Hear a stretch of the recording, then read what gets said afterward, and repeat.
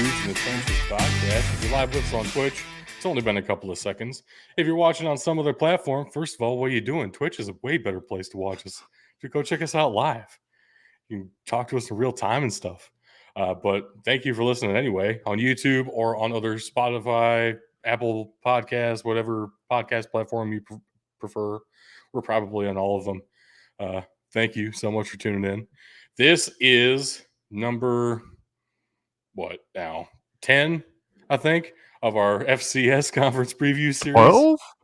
No, not 12. 10, Definitely because we not did 12. 4 and 4. Yeah, 10. Yeah. 10. It's definitely 10. 10. We know how to count. 10. Okay, Billy Bob. All right. We have a couple more to do after this one. If you're with us on Twitch, again, best place to be because you're getting all of these the same day. We're going to keep going through to the end of the FCS previews. That's right. We only have today, as we're recording this, to get all these knocked out because football's coming up very shortly. And it's as exciting as that is, it means we got to keep moving on these conference previews. So right now we're going to be talking about the Patriot League. Before we get into the all-conference team for the Patriot League, anything you guys want to shout out? I got Bug and Tug here with me, if I didn't say that already. This is a two-team conference. Factual. It has been for a while, too. That's the unfortunate thing. Yeah, but if we go back like 50 years, it was two different teams. Ah! So that's awesome. That's what it's all about. All right. Let's go ahead and look at that all-conference team then. For the Patriot Holy Cross League, and Fordham. The Holy Cross and Fordham starting offense. That's definitely what this is. Got a couple of other teams represented on the defensive side of the ball, including Colgate's defensive lineman K2 Dickens. Isn't that really his name? His name is K2. Why? Because his parents named him that for some reason. Actually, I don't know if that's his real legal name or if he just goes by K2. Either way, he's listed on Colgate's website as K2. That's gross. Yeah. But yeah, the entire offense is all Holy Cross and Fordham guys. So we've said this is a two. Kind of shows you where it's going. We've said this is a two-team conference. K-Trey. His actual name is K-Trey. K-E''TRE. So shouldn't be K3 then? Anyway. Isn't that trademarked or is that P3 that's trademarked? Who cares? Let's be real. I was going to say, I think Holy Cross has the advantage this year simply because of the pieces that Fordham lost, being their quarterback, Tim Demarat, and Ryan Greenhagen at linebacker. But Fordham's still really freaking good. Yeah. I don't know. It feels like definitively a two-team conference, but a couple of really solid pieces out there on the other side of the ball. And I do think both Lafayette and Lehigh are legitimately rebuilding pretty well. It's taken them a while to get to where I can say that about them, but I think it's happening slowly but surely. Trust the process. It's going to be a process for them. Yeah. Definitely. And I don't think they're going to be that good this year either. But if you guys have anything to add here, I don't have anything else. I'm just saying, let's jump on into it, and it's Fordham and Holy Cross. Yeah, that's you're not wrong. So I guess the question is, which order do we want to put them? And does it even matter? Well, let's go through this and we'll cross that bridge when we get to him. What a cop-out answer. So I think we start with Bucknell then. Bucknell is probably not that bad. Yeah, that's in this conference. Any other conference, I might not agree, but in this conference, I think that's a fair place to put him. Yeah, feels about right. There's nobody else that they're really playing that would make you be like, oh well, obviously they're not. They're worse than that. There's at least one game on this schedule that I sit there and go, okay, that's a win for Bucknell. It's probably Georgetown. Yeah, it's definitely Georgetown. Yeah. I'm tempted What you to mean? put, The basketball school doesn't have a good football team? What? Where have we seen this before? Weird. I'm very tempted to put Colgate in the tough outs. I was going to agree with you there. I think they're building the right way. I think they're making the right moves. And again, I look on this and I see a few games that should be wins. Namely for Colgate, I'm looking at Bucknell. Lafayette should be a win. Lehigh should be a win. Georgetown should be a win. So yeah, tough out feels about right for me. And they I got know a guy I named just K2. I just named every team except Holy Cross and Fordham, but I think that's fair. Yeah. I do think it's very possible we end up with 2 playoff teams out of this conference yet again. We had Holy Cross and Fordham both make it last season as well, just because of the respect that everybody's given these 2 teams. You know, the conference is not really that great, but Fordham and Holy Cross are that great and definitely proved it. I mean, last year's game, North Dakota State Holy Cross was awesome. It was a great game. It was awesome. So I do think Fordham and Holy Cross both very much possibilities to both make the playoffs. Do we want to put them both in the playoff contenders? I think the one on the line would be Fordham.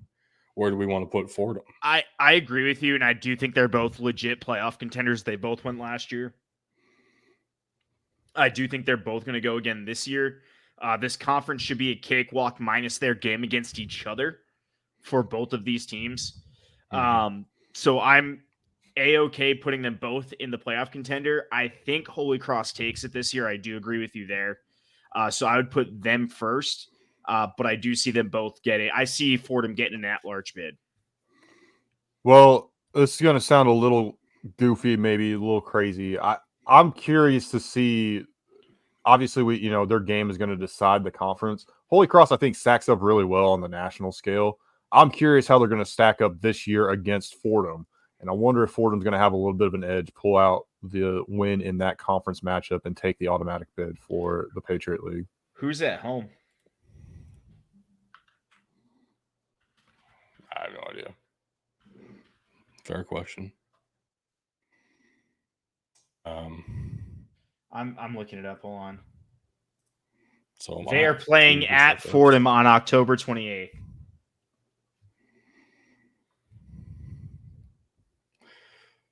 I still lean Holy Cross. Honestly, doesn't change my decision-making process there. I mean, you're getting a brand new quarterback at Fordham for the first time in like 5 years. I mean, Tim Demerat was the man for so long. I think Matthew Sluka is like probably a top 4, top 5 quarterback in the entire FCS. I think that's worthy of putting Holy Cross up top. Unless I'm fine with that. All right. I said my piece. You did say your piece, and we disagreed, so it is what it is. Yeah, pretty much. That is how it goes. I'll go fuck myself. It's fine. Please don't. We're on stream. No, I'm all for it. Bring in the viewers real quick. Maybe on a different website. Yeah, it's not this website. Big dudes in the trenches now starting an OnlyFans. Somehow we now lose money. I guess that does mean both Holy Cross and Fordham are going to be in our playoff contenders tier. 100%. Sure. So that's reasonable and should be very exciting. On the exact opposite end of the spectrum, we have the Georgetown Hoyas, who will be neither interesting nor exciting. Look, they're going to be at the back end of this. I'm also leaning at putting Lehigh and Lafayette in this tier as well. I'm leaning putting Lafayette behind Bucknell. Not that bad. I do think they're farther along than Lehigh in the rebuild process, but I do feel like both of them are getting there. Like, honestly, Lehigh's linebacker Mike DiNucci might be the best defensive player in this entire conference by the end of the year. I know it's a random linebacker that I found that I really like, but also Shocking. hear me out, guys. It's totally legit this time. The most shocking development I've ever heard. Is anyone going to fight me on putting Lafayette No. a little bit ahead of? I'm okay spreading out the conference a little bit more because if not, let's be honest, we'd have Bucknell, Lafayette, Lehigh, Georgetown all in better luck next year, and it would look really weird. I mean, it might be kind of accurate, though. I mean, just... oh no, it's accurate, but we don't want it to look that way. This is kind of I know you were saying Bug last tier list was kind of a FU to the NCAA. This is kind of an FU to the rest of the Patriot League. I mean, yeah. But maybe it's accurate facts. I honestly think it is. That's the scary part. Oh, man. Well, all right. I guess that does it for the Patriot League. Pretty quick and easy discussion. Not a whole lot to say other than both Holy Cross and Fordham are going to be really freaking good. And everybody honestly, else maybe okay. It shouldn't be that surprising to folks if they've been keeping up with the FCS discussion leading into the season at all so far. I mean, you have Holy Cross up there as a top 10 team on everybody's preseason polls, and Fordham at minimum in the top 20 everywhere in the preseason polls as well. Like, both of these teams are very respected at this point. What they've been able to do is pretty sensational past couple of seasons. So looking for some more great things out of both of them. I will say, though, interesting fact, if Holy Cross does win the conference this year, it would be a new Patriot League record, 5th consecutive conference title for the Crusaders. I like it.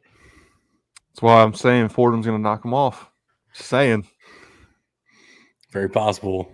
They definitely don't want to be on the outside looking in at that when they're the other top team in the conference, right?